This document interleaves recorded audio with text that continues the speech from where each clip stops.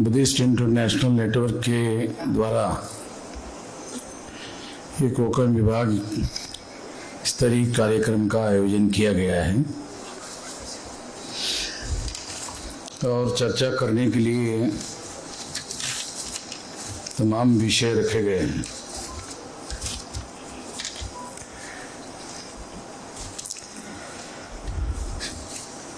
इसमें एक विषय है, सरकार द्वारा ओबीसी की जाति न्याय जनगणना न करना, ये सरकार और विपक्ष द्वारा चलाया जा रहा मिला जुला षड्यंत्र है। एक चर्चा, ईवीएम इलेक्ट्रॉनिक वोटिंग मशीन द्वारा चुनाव कराना और जनता के वोट की चोरी करना, ये स्वतंत्र भारत का अभी तक का कांग्रेस और भाजपा द्वारा चलाया जा रहा देश का सबसे बड़ा स्कैम है। एक पर्दाफाश, माता जिजाऊ, माता सावित्री बाई और माता फातिमा शेख का जीवन संघर्ष, मूल निवासी समाज जोड़ो अभियान, बोध गया विहार और अन्य बौद्ध विरासत को ब्राह्मण मुक्त करने के लिए राष्ट्रव्यापी जन आंदोलन की आवश्यकता, ऐसे तमाम विषय चर्चा करने के लिए रखे गए हैं। साथियों,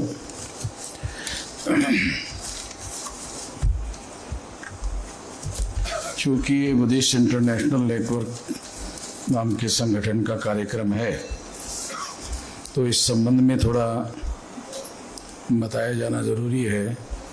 तो इस संबंध में कुछ जानकारी मैं आप लोगों को बताना चाहता हूँ। बामसेफ बनाने के लिए बहुत लंबा समय लगा। आप लोगों को पता है, मेरी उम्र 19 साल की थी तब से मैं ये काम कर रहा हूँ और अभी 67 साल 68 मेरी उम्र रनिंग चल रही है, तो 48-49 साल हो रहे हैं लगातार मैं इस काम में लगा हुआ हूँ। और इसके बावजूद भी अभी आप देख रहे होंगे कि मैं नागपुर में कार्यक्रम करके वहाँ से यहाँ आपके पास आया हूँ। समय पर पहुँचना था तो बहुत सारे संकट आते हैं, उसमें फ्लाइट टाइम, हम लोगों को जल्दी पहुंचना है तो फ्लाइट से आना था, फ्लाइट फिर लेट हो गई, तो लैंडिंग होने के बाद भी लेट हो गई। मतलब समय बढ़ाने का काम ही बढ़ता रहा, मगर साथियों ने जल्दी पिकअप करके जल्दी यहाँ लेके आए, तो मैं इस तरह से भागते दौड़ते आप लोगों के बीच में यहाँ आया हूँ। साथियों, तो बामसेफ का नेटवर्क जो है आज के तारीख में 769 जिले हैं टोटल भारत में, 36 स्टेट है। 36 में जो जिले हैं वो 769 जिले हैं। उसमें से हमारा जो संगठन का नेटवर्क है वो 32 राज्यों में है। 32 राज्यों के 625 जिलों में हमारा संगठन का नेटवर्क फैला हुआ है और बहुत लंबा समय लगाकर इतना सारा संगठन, इतना बड़ा संगठन, इतना विशाल संगठन बनाया गया है। एक तरफ बांग्लादेश का जो भौगोलिक एरिया है और दूसरी तरफ ब्रह्मदेश का एरिया अगर छोड़ा जाए, उसके आसपास 4 स्टेट है। वो 4 स्टेट अगर छोड़ दिए जाए तो सारे देश भर में अभी हमारा संगठन है और संगठन का जाल फैला हुआ है। तो इसलिए अगर बुद्धिस्ट इंटरनेशनल नेटवर्क का जो संगठन है, क्योंकि बुनियादी बात हमको समझना ज़रूरी है कि कोई भी बड़ा बदलाव या बड़ा काम हम करना चाहते हैं, बड़ा परिवर्तन करना चाहते हैं, तो ये केवल भाषण करने से नहीं होगा, प्रवचन करने से नहीं होगा। जो ट्रेडिशनल लोग हैं, वो ट्रेडिशनल लोग, उनके पास कोई खास जानकारी नहीं है। उनके पास बाबा साहब अम्बेडकर का नाम है, वो नाम लेते रहते हैं। मैं ये नहीं कहना चाहूँगा कि नाम लेना गलत है, कि उनके पास इतनी समझदारी है, जितनी समझदारी है उतना वो काम कर रहे हैं। हम ये नहीं कह सकते कि वो लोग गलत है। उनकी जितनी समझदारी है उतना काम उन्होंने किया या कर सकते हैं उतना किया। मगर मैं ऐसा मानता हूँ कि बाबा साहब अम्बेडकर जैसा करना चाहते थे, तो बाबा साहब अम्बेडकर अकाली मृत्यु होने की वजह से उनकी सारी योजनाएं जो वो करना चाहते थे, वो सारी योजनाएं किसी के पास उन्होंने डिस्क्लोज किया, ऐसी कोई जानकारी उपलब्ध नहीं हुई है। वो किसी काम को करना चाहते थे तो वो कैसे करना चाहते थे, करने का तरीका क्या है, ये कोई जानकारी किसी के पास उपलब्ध नहीं है। और किसी आदमी ने ऐसा कोई अनुभव, ऐसी कोई जानकारी लिख कर रखने का काम उन्होंने किया है, ऐसा उपलब्ध सोर्स अभी तक उपलब्ध नहीं हुआ है। इसलिए हम लोग अपने तजर्बे के अनुसार, जैसा अभी मेरे पास 68 साल मेरी उम्र हुई है और 50 साल का लगभग संगठन संचालन करने का, बनाने का तजर्बा है, उसके आधार पर मैं आप लोगों को ये बात कह सकता हूँ कि यदि कोई बड़ा बदलाव आप करना चाहते हैं तो बड़ा बदलाव संगठित शक्ति के बगैर नहीं हो सकता। अगर आप बड़ा बदलाव करना चाहते हैं, मान लो बुद्धिज्म के संबंध में बाबा साहब अम्बेडकर जो करना चाहते थे, अगर वो काम करना चाहते हैं तो वो काम करने के लिए संगठित शक्ति होना जरूरी है। अगर संगठित शक्ति नहीं है तो प्रवचन होते रहेंगे, बातें होती रहेगी। जो ट्रेडिशनल लोग हैं वो, उनको जितना समझ में आता है उतना वो करते रहेंगे, मगर वो काम हो नहीं सकता। बाबा साहब अम्बेडकर बुद्धिज्म को एक्सेप्ट क्यों किया, इसको समझने की जरूरत है। इसको सही संदर्भ में, सही कॉन्टेक्स्ट में समझना जरूरी है। वो सही संदर्भ क्या है? तो बुद्ध के ही प्रवचन से हमें ये बात पता चलती है। वो बात ये है जिसमें वो कहते हैं, चरत भिक्खवे चारिकं बहुजन हिताय बहुजन सुखाय। तो इसका मतलब ये है कि जो बुद्ध का धम्म है, का मतलब मार्ग है, रास्ता है, तरीका है, या विचारधारा है, या उनका कार्यक्रम है, वो बहुजनों का कल्याण और बहुजनों का हित देखने वाला है। इसके लिए उन्होंने वो चलाया बहुजन लोगों का। ये कोई मैं काल्पनिक बात नहीं बता रहा हूं, क्योंकि उनके प्रवचन में है, चरत, ये पाली भाषा में है, चरत भिक्खवे चारिकं बहुजन हिताय बहुजन सुखाय। तो इसका अर्थ ये है कि बहुजन हिताय और बहुजन सुखाय के लिए बुद्धिज्म की विचारधारा है। अब आज के स्थिति में ये काम कैसे होगा? वो तो उन्होंने बहुजन हिताय बहुजन सुखाय का काम बताया, इस काम के लिए वो काम कर रहे थे। तो आज के तारीख में ब्राह्मणिकल सोशल ऑर्डर के आधार पर हम देखते हैं कि शेड्यूल कास्ट, शेड्यूल ट्राइब और बैकवर्ड क्लासेस के जो लोग हैं वो 6,743 जातियों के टुकड़ों में बांटे गए हैं। और इनकी संख्या, जिसे हम 85% कहते रहे हैं, अगर ये 15% हम लोग मानकर चलते हैं, 15% माइनस करके अगर हम देखें तो ये लगभग जो है 70% लोग हैं। और 140 करोड़ में अगर 70% ये लोग हैं तो इसके हिसाब से हम लोगों को बात समझ में आती है कि इतने करोड़, 100 करोड़ से ज्यादा लोग हैं। ये जो SC ST OBC के लोग हैं और जो माइनॉरिटी भारत में दिखाई देती है वो भी SC ST OBC से कन्वर्टेड है, धर्म परिवर्तित है। इसमें सबसे बड़ी माइनॉरिटी जो है मुस्लिम, ये मुस्लिम माइनॉरिटी भी SC ST OBC से कन्वर्टेड है। ब्राह्मण लोग प्रचार करते हैं विदेश से आए हैं, मुसलमानों के बारे में प्रचार करते हैं कि मुसलमान विदेश से आए हैं। अगर आप मुसलमानों का केयरफुल स्टडी करें, और केयरफुल स्टडी बहुत सारे लोगों के द्वारा किया गया है, तो पता चलता है कि वो SC ST OBC के लोगों की तरह ही बैकवर्ड है। जैसे SC ST OBC के लोग बैकवर्ड है, एजुकेशन में बैकवर्ड है, सामाजिक रूप से बैकवर्ड है, आर्थिक रूप से बैकवर्ड है, उसी तरह से मुसलमान भी उसी तरह से बैकवर्ड है। तो इसका मतलब ये है कि कन्वर्शन के बाद भी बहुत ज़्यादा उनके हालात में कोई बहुत बड़ा सुधार नहीं हुआ है। हाँ, ब्राह्मणिकल सोशल ऑर्डर से मुक्त हो गए, मानसिकता जो ब्राह्मणिकल सोशल ऑर्डर की है उससे वो मुक्त हो गए, मगर ये बात हम लोगों को समझना बहुत ज़रूरी है कि उस स्थिति में बहुत ज़्यादा बदलाव नहीं हुआ है। तो जानने समझने के लिए ये बात मैं खास तौर पर आप लोगों को बता रहा हूँ कि ये वो लोग हैं जिनके लिए हम लोगों को काम करना जरूरी है। अगर मान लो बुद्धिस्ट इंटरनेशनल नेटवर्क काम करना चाहता है, तो हम लोगों को ये दिखाई देता है कि यही वो SC ST OBC के लोग जो आज दिखाई दे रहे हैं, यही लोग तो बुद्धा के आंदोलन के बदौलत एक समय जो भारत बौद्ध में था, तो वो कौन लोग थे? यही लोग थे, वो SC ST OBC के लोग थे।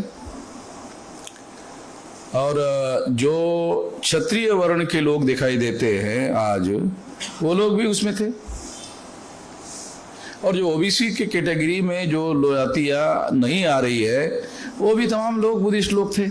हिस्टोरिकली अगर एनालिसिस किया जाए तो डॉक्यूमेंट्री ये सारी बातें हम लोगों को पता चलती है कि वो सारे बुद्धिस्ट लोग थे। तो काउंटर रिवोल्यूशन की वजह से पुष्यमित्र शुंग के द्वारा जो काउंटर रिवोल्यूशन हुआ, और पुष्यमित्र शुंग के द्वारा सम्राट बृहदत्त मौर्य की हत्या की गई।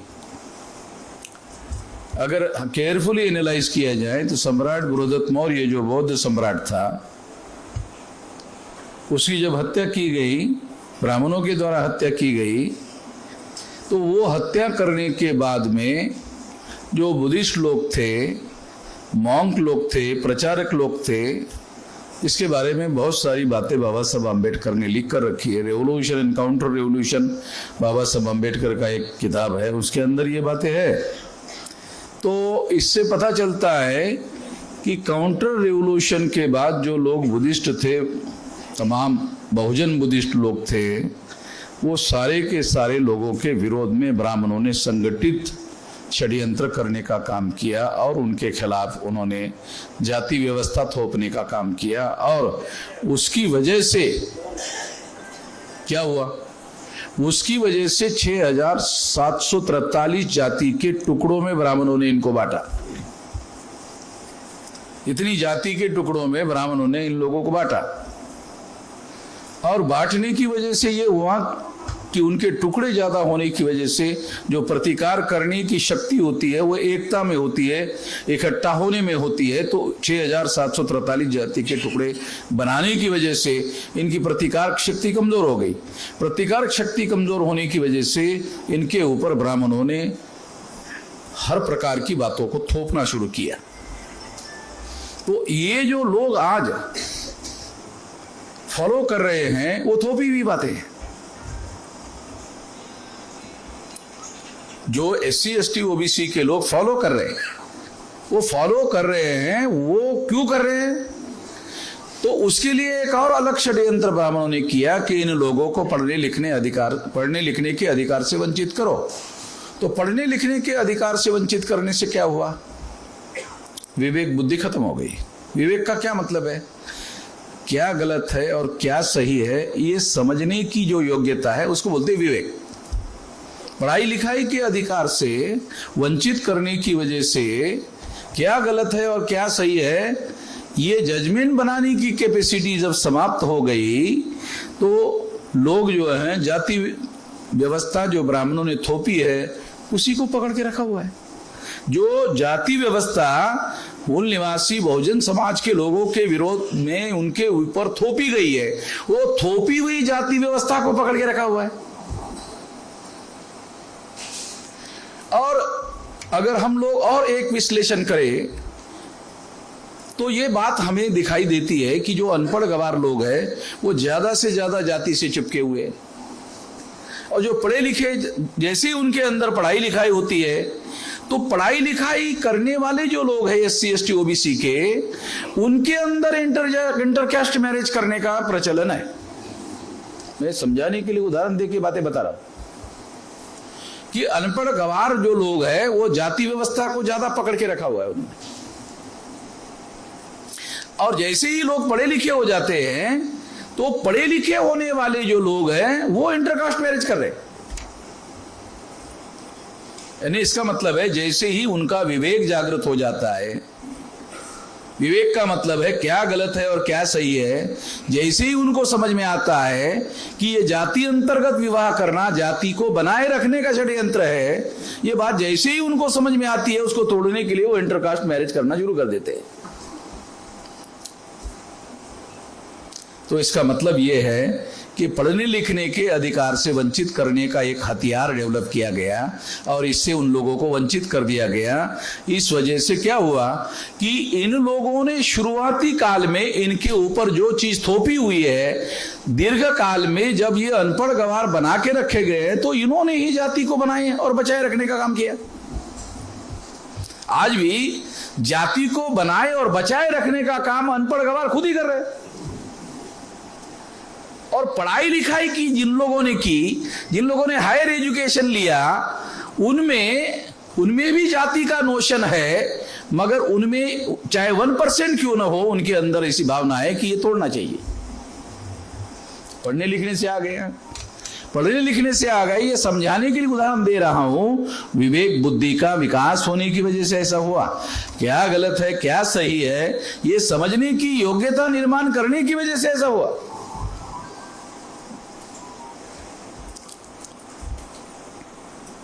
जैसे ये पढ़ाई भारत में जैसे पढ़ाई बढ़ जाएगी, जैसे पढ़ाई बढ़ती रहेगी SC ST OBC के अंदर, वैसे वो अपने इतिहास के बारे में अपने आप को सवाल पूछना शुरू करेंगे कि मेरा इतिहास क्या है, मैं पहले कौन था, आज मैं कौन हूं और मैं पहले कौन था। ये ढूंढना शुरू करेगा वो ये ढूंढना शुरू करते हैं तो सारा डॉक्यूमेंट अवेलेबल है कि जो मूल्यवासी बहुजन समाज के लोग 6743 जाति के टुकड़ों में बटे हुए हैं, ये ब्राह्मणों ने उनको बांटा, ये बुद्धिज्म को खत्म करने के लिए किया हुआ षड्यंत्र था। दूसरा बहुत भयंकर काम ब्राह्मणों ने किया, हिस्टोरिकल बातें हैं ये।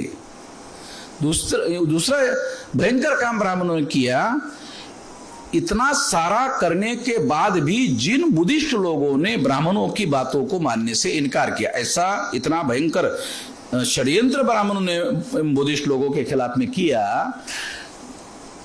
इसके बावजूद भी कुछ लोगों ने ब्राह्मणों की बातों को मानने से इनकार कर दिया।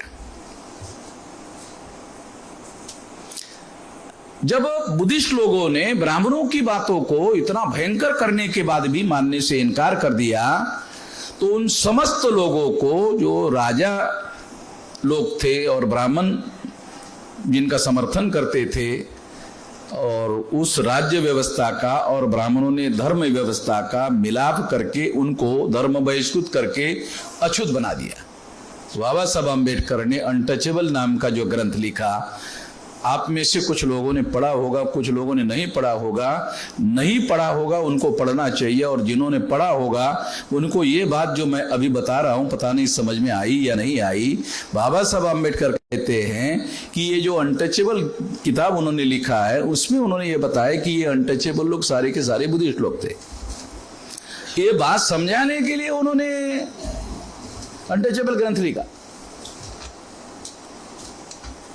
मैंने किसी भिक्षु के प्रवचन में ये बात नहीं सुना जो बाबा साहब अम्बेडकर ने बाकायदा बताया हुआ है। मैं इसके लिए भिक्षुओं को दोष नहीं देता हूं, क्योंकि संगठित रणनीति बनाकर कोई काम किया जाना ये बहुत ज्यादा सूझवान लोगों का काम है, बहुत ज्यादा सूझबूझ का काम है।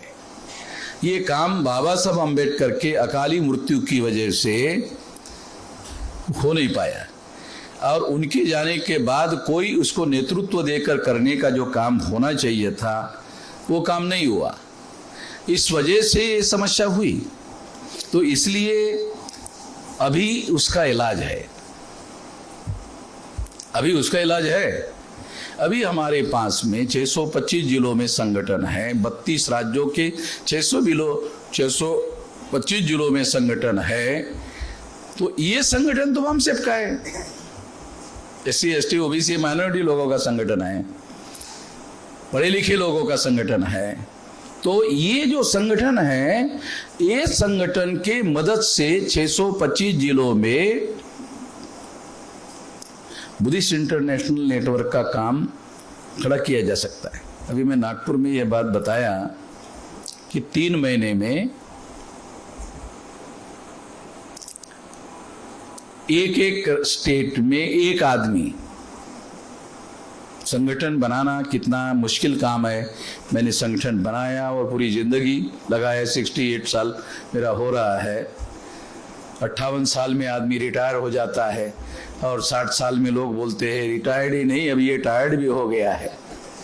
तो मैं खुद ये बात जानता हूं, मेरी सारी जिंदगी इस काम में लग गई। संगठित शक्ति निर्माण करने के लिए मेरी सारी जिंदगी इस काम में लग गई। मैं खुद एक इतिहास हूं, मैं खुद ही एक इतिहास हूं। मेरे सामने ही मैं खुद ही एक इतिहास हूं, मेरे सामने ही ये सारी चीजें हुई है और मैं खुद तो ये बात जो है, संगठित शक्ति निर्माण करने के लिए बुद्धिस्ट लोगों की, बुद्धिज्म को प्रचार प्रसार करने के लिए, जो मैंने नागपुर में कहा कि जो बुद्धिस्ट इंटरनेशनल नेटवर्क में काम करने वाले लोग हैं राष्ट्रीय स्तर पर, जो 2 लोगों को जिम्मेदारी लगाई है, तो उनको मैंने कहा कि भाई आप लोगों को 3 महीने में, क्योंकि आप लोगों को मुश्किल है, तो 3 महीने में आपकी मदद करूंगा। 3 महीने में आपको एक आदमी एक स्टेट में दूंगा, 3 महीने में। वैसे तो मैं चाहे तो 8 दिन में ही कर सकता हूं, मगर वो टेक्निकली होगा, ऑब्जेक्टिवली नहीं होगा। ऑब्जेक्टिवली होना जरूरी है। तो 3 महीने में एक आदमी दे रहा है, वो एक आदमी एक स्टेट में बुद्धिस्ट इंटरनेशनल नेटवर्क जो है उस स्टेट के जिलों में पहचाने का काम करेगा। तो 3 महीने में ये काम होगा, फिर रहते 9 महीने। तो 9 महीने में उन लोगों की मदद से अपने अपने जिलों में, अपने अपने स्टेट के जिलों में एक आदमी एक जिलों में ढूंढना है। तो अभी अगर मान लो 615 जिलों में 32 राज्यों में संगठन है, तो एक आदमी एक जिलों में 1 साल के अंदर खड़ा किया जा सकता है। और इससे क्या होगा, एक संगठित शक्ति, एडहॉक संगठित शक्ति निर्माण होगी। परिपूर्ण नहीं, एडहॉक होगी। अगर ऐसा करते हैं तो बड़ा संगठन, व्यापक संगठन, अगर बड़ा संगठन, व्यापक संगठन बनाया जाता है तो निश्चित रूप से संगठित शक्ति निर्माण होगी बुद्धिस्ट इंटरनेशनल नेटवर्क की। और फिर बुद्धिस्ट इंटरनेशनल नेटवर्क की संगठित शक्ति निर्माण होगी तो बुद्धिस्ट इंटरनेशनल नेटवर्क के लोग जो परिवर्तन करना चाहते हैं वो संगठित शक्ति के बल पर कर सकते हैं। इसमें 1 साल भर में ये काम, मैं जो बुद्धिस्ट इंटरनेशनल नेटवर्क में काम करना चाहते हैं उन लोगों को ये काम मैं 1 साल के अंदर ही कर दूंगा। मेरे पास संगठन बनाने का हुनर भी है, अनुभव भी है, और मेरे पास तमाम सारे देश भर में लोग भी है। तो उसमें जो बुद्धिज्म में इंटरेस्ट रखने वाले लोग हैं उनमें से एक आदमी निकाल करके उनको इस काम के लिए लगाया जा सकता है। एक काम। तो 3 महीने में तो एक स्टेट में एक आदमी, और 9 महीने में एक जिले में एक आदमी। तो ये टोटल जो है 625 जिलों में इतने आदमी तैयार हो जाएंगे। ये 2 काम। तीसरा काम, इतने सारे लोगों को राष्ट्रीय स्तर पर ट्रेनिंग देना जरूरी है। जो लोग बुद्धिज्म का काम करना चाहते हैं, बुद्धिस्ट इंटरनेशनल नेटवर्क का काम करना चाहते हैं, उनको ट्रेनिंग देना होगा। और वो ट्रेनिंग में जो लोग तैयार होंगे, वो जो बौद्ध भिक्षु काशाय वस्त्र धारण करते हैं, वो धारण किए बगैर वो बुद्धिस्ट मॉन्क की तरह काम करने लायक होना चाहिए। बौद्ध भिक्षु काषाय वस्त्र धारण करते हैं, ये उनका रिचुअल है, स्वाभाविक है, वैसा उनको करना है। मगर ऐसे लोग तैयार होने चाहिए, प्रचारक तैयार होने चाहिए, संगठक तैयार होने चाहिए, जिसके द्वारा वो किसी प्रकार का काषाय वस्त्र धारण किए बगैर वो भिक्षु की तरह काम करने वाले लोग होने चाहिए। ऐसे लोग ट्रेनिंग में तैयार किए जा सकते हैं। उनकी ट्रेनिंग लगाने के लिए मैं उनको हेल्प करूंगा। ये इतना काम अगर किया गया तो बुद्धिस्ट इंटरनेशनल नेटवर्क एक बड़ा संगठन खड़ा हो जाएगा, क्योंकि क्या करना चाहिए, कैसे करना चाहिए, संगठित शक्ति के बल पर कैसे करना चाहिए और कौन सा काम करना चाहिए। अभी बुद्धिस्ट इंटरनेशनल नेटवर्क का सबसे बड़ा ऑब्जेक्टिव क्या होना चाहिए? सबसे बड़ा ऑब्जेक्टिव बुद्धिस्ट इंटरनेशनल नेटवर्क का होना चाहिए वर्ण व्यवस्था के आधार पर बनाई गई व्यवस्था को समाप्त करना, जाति व्यवस्था के आधार पर बनाई गई व्यवस्था को समाप्त करना, अस्पृश्यता के आधार पर बनाई गई व्यवस्था को समाप्त करना, महिलाओं की दासता जो ब्राह्मण धर्म के द्वारा निर्माण की गई है उसको समाप्त करना, शूद्रत्व ओबीसी के लोगों पर थोपा गया है उसको समाप्त करना। अगर ऐसा एजेंडा बनाकर बुद्धिस्ट इंटरनेशनल नेटवर्क काम करता है तो फिर बहुजन लोगों का इंटरेस्ट होगा। अगर आप बुद्धिस्ट होने के आधार पर केवल शादी लगाने का काम आप करते हो, केवल क्योंकि अभी इतना ही चल रहा है और इसके लिए दूसरे लोगों को जिम्मेदार नहीं कहा जा सकता, क्योंकि जिनको जितनी समझ है उतना ही कर रहे हैं। क्या करना चाहिए, क्यों करना चाहिए, कैसे करना चाहिए और उसके लिए ऐसा फोर्स कैसे इकट्ठा किया जाए, क्योंकि बुद्धिज्म अगर जाति व्यवस्था और वर्ण व्यवस्था समाप्त नहीं कर सकता तो फिर बहुजनों का क्या इंटरेस्ट हो, उसमें क्या इंटरेस्ट होना चाहिए, क्यों होना चाहिए?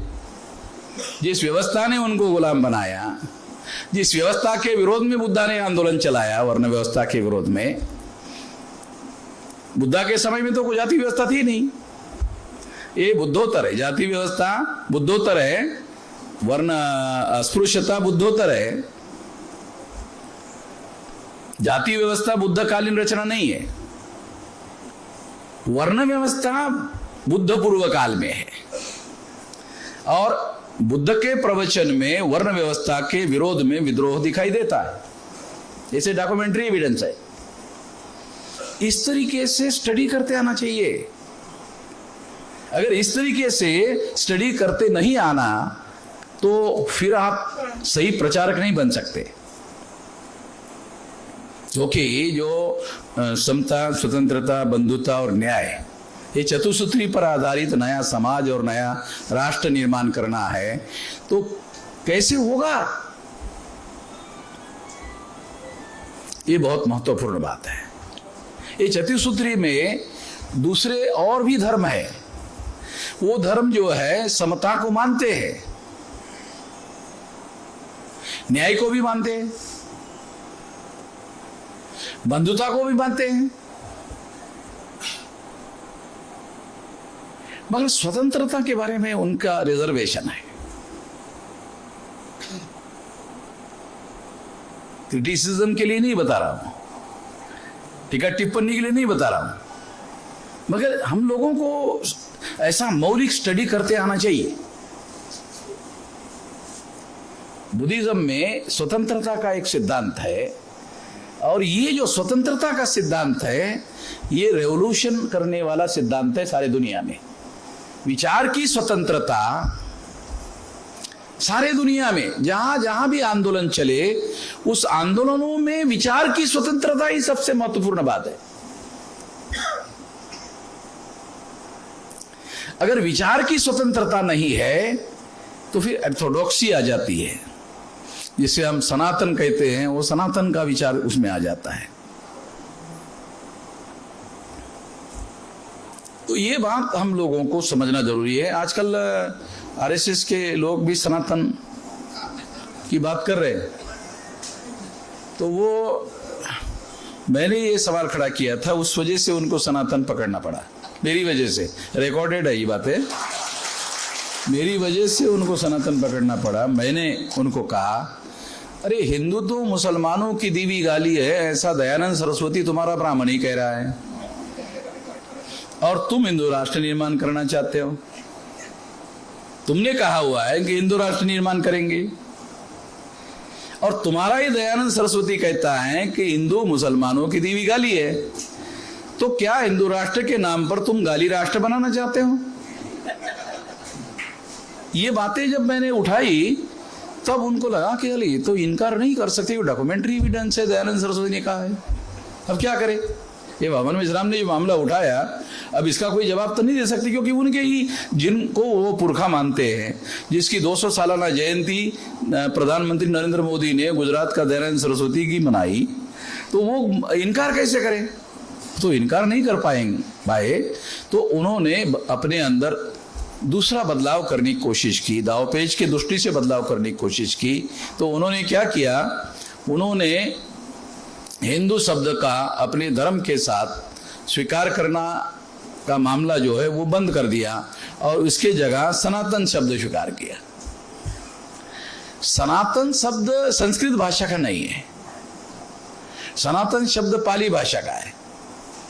सनातन शब्द जो है वो संस्कृत भाषा का नहीं है, सनातन शब्द जो है पाली भाषा का है, और वो है बुद्ध का वचन है, वो एस धम्मो सनातनो, यह धर्म सनातन है, ऐसा बुद्धा ने प्रवचन में कहा है। एस धम्मो सनातनो पाली में है, इसका अर्थ है यह धर्म सनातन है। कौन सा धर्म सनातन है? सारे के सारे इंसान जन्मता बराबर है, और ये जब से धरती बनी तब से है, शुरू से है, प्रारंभ से है, इसलिए सनातन शब्द उसके साथ जोड़ा गया, शुरू से है। तो ब्राह्मण लोग शुरू से है ही नहीं भारत में, वो विदेशी है। तो ये भी नहीं कह सकते कि शुरू से यहां हम रहने वाले हैं, इसलिए शुरू से रहने की बात भी नहीं कह सकते।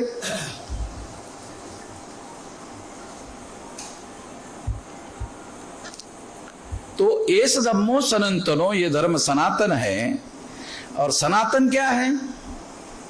जन्म से, जब जैसे ये सारे व्यक्ति इंसान जन्म हुआ है तब से सारे इंसान बराबर है, शुरू से है, प्रारंभ से है, ये उसका अर्थ है। बहुत बार क्या होता है, हम बहुत सारे शब्दों का उपयोग और प्रयोग करते रहते हैं, अर्थ मालूम नहीं रहता है। इस वजह से हम लोग जो है पिछड़ जाते हैं। तो हम लोगों को जानबूझकर, विचारपूर्वक, योजनापूर्वक कोई भी काम करना चाहिए। तो बुद्धिस्ट इंटरनेशनल नेटवर्क के लोगों को ये ध्यान रखना चाहिए कि उनके सामने वर्ण व्यवस्था और जाति व्यवस्था और अस्पृश्यता, ये जो बहुत बड़ा चैलेंज है, उसको ऑब्जेक्टिव बनाकर काम करना चाहिए। जब वो ऐसा काम करेंगे तब एक बड़ा संगठन होगा, और बहुजनों को लगेगा ये हमारे हिस्से का काम कर रहे हैं, हमारे फायदे का काम कर रहे हैं, हमारे आज़ादी का काम कर रहे हैं, हमारी मुक्ति का काम कर रहे हैं। जब हमारे आज़ादी का ये लोग काम कर रहे हैं, जैसे बहुजनों को लगेगा वैसे उनको लगेगा ये संगठन हमारा भी है। नहीं तो फिर जितने लोगों ने बाबा साहब अम्बेडकर के साथ धर्म परिवर्तन किया, हम लोग उन्हीं लोगों के बीच में रहकर जब काम करते हैं, तो हम ये नहीं कह सकते कि हम बुद्धा का मूवमेंट चला रहे हैं।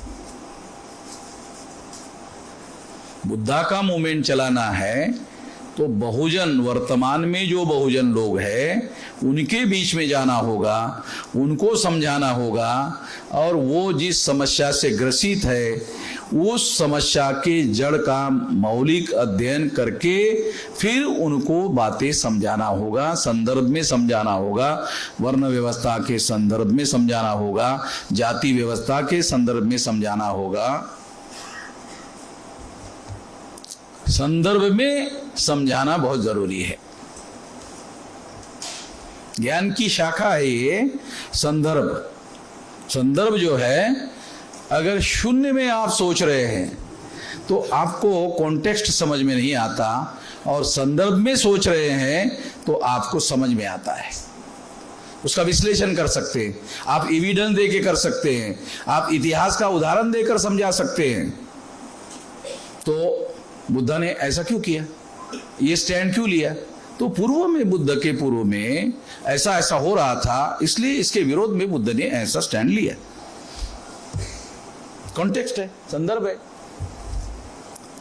इस तरह का स्टडी होना जरूरी है, और इस तरह का स्टडी अगर हम करके ये काम करते हैं तो मैं ऐसा मानता हूं कि निश्चित रूप से बुद्धिस्ट इंटरनेशनल नेटवर्क प्रासंगिक संगठन होगा।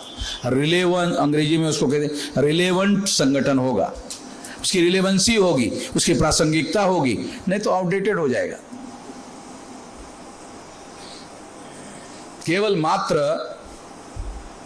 यदि शादी लगाने के लिए उसका उपयोग करेंगे, वंदना करने के हद तक लिमिटेड करेंगे, ये सारी बातें जरूरी है। ये जो साधारण लोग हैं, वो साधारण लोगों के लिए जरूरी है। बुद्ध विहार जरूरी है। ये कहना गलत होगा कि बुद्ध विहार जरूरी नहीं है। ये तो गलत बात है कि नहीं, इसकी जरूरत नहीं है, इसकी जरूरत है, मगर यही सब कुछ नहीं है। ऑब्जेक्टिव के लाइट में इसको समझना होगा।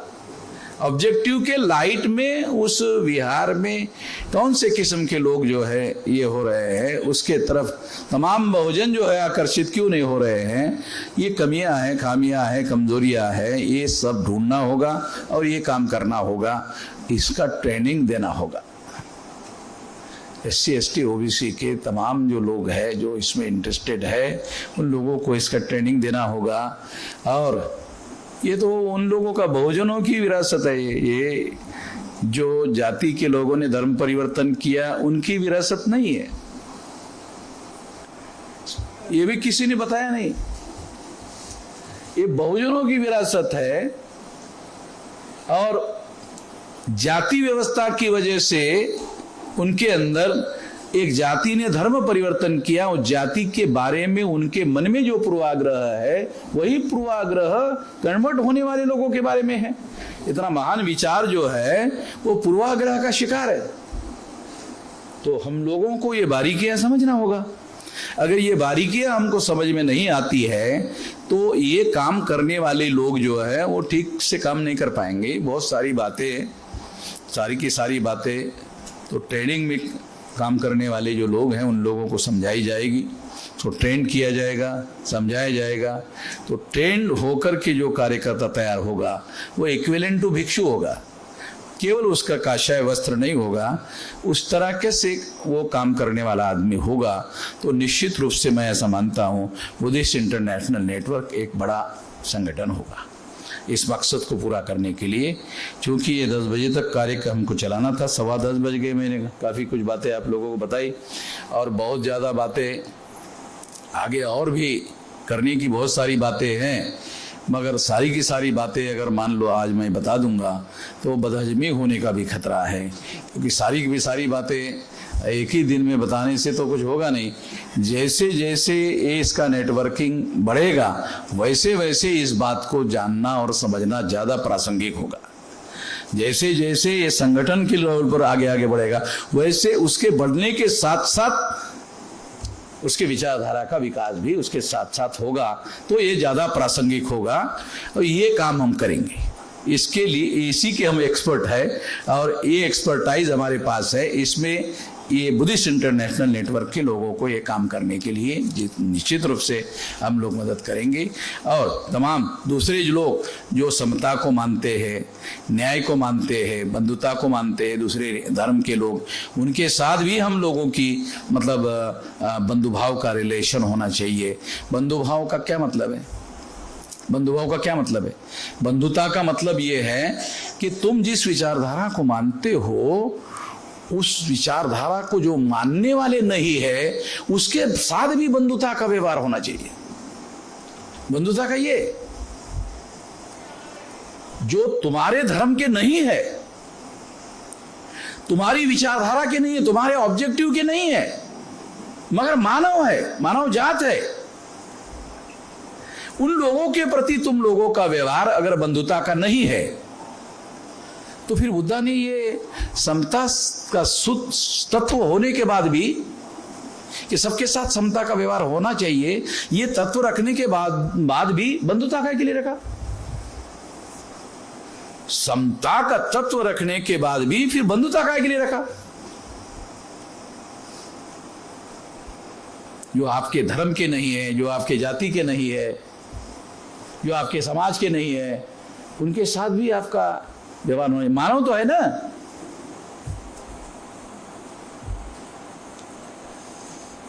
ये बहुत ज्यादा जरूरी है, क्योंकि भारत के कॉन्टेक्स्ट में ये बंधुता बहुत ज्यादा इंपॉर्टेंट प्रिंसिपल है। इसको हम लोगों को अपने जीवन में, अगर कोई बुद्धिस्ट होकर बंधुता का व्यवहार दूसरे लोगों के प्रति नहीं करता है, तो मैं ऐसा मानता हूं कि वो बुद्धिस्ट होने के अंदर, उसके अंदर कुछ कमियां है, कोई खामियां है। ये बात समझना जरूरी है। साथियों, मैं अपनी बात को विराम देने के पहले आखिरी बात कहकर अपनी बात समाप्त करना चाहता हूं कि बुद्धिस्ट इंटरनेशनल नेटवर्क जब तक संगठित शक्ति निर्माण करके बड़ा काम अगर उनको करना है, बड़ा बदलाव अगर उनको करना है, तो प्राथमिकता काम करो, तमाम प्रकार के काम करो, मगर उसमें सबसे ज्यादा महत्वपूर्ण काम जो है संगठन निर्माण करने का काम निरंतर करते रहना पड़ेगा। निरंतर करते रहने की वजह क्या है? जो सीनियर होते हैं वो बुजुर्ग हो जाते हैं, इस वजह से कर नहीं पाते, इसलिए नए लोगों की भर्ती होना जरूरी है। जो सीनियर है, बुजुर्ग होने के बाद कुछ दिन के बाद में वो उनका मृत्यु हो जाता है, इस वजह से भी नए लोगों की भर्ती होना जरूरी है। नए और नौजवान लोगों को इस तरह के विचारों का प्रशिक्षण लगातार होते रहना चाहिए, ताकि उसमें भर्ती हो और नए लोग जो है उस आंदोलन में आगे बढ़ाने के लिए सामने आ जाए, नेतृत्व करने के लिए सामने आ जाए। तो ये काम निरंतर होते रहना चाहिए। आपके पास संगठन होने के बाद भी ये काम निरंतर होते रहना चाहिए, क्योंकि प्लेसमेंट और रिप्लेसमेंट निरंतर होते रहता है। ये करते रहने की जरूरत है और इसलिए ये काम होते रहना चाहिए। इतना ही इस मौके पर कहना चाहता हूँ। और आपने मेरी बात ध्यान से सुनी, क्योंकि काफ़ी समय हो गया, 10:18 हो गए हैं। आपने मेरी बात ध्यान से सुनी, इसके लिए आभार, धन्यवाद।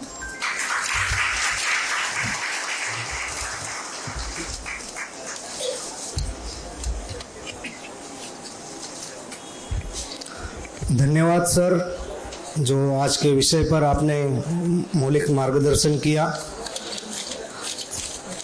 साथियों, इसके बाद में इस प्रोग्राम का आभार प्रदर्शन मैं ही करूँगा। साथियों, इस प्रोग्राम में अपना कीमती समय देकर माननीय मेश्राम साहब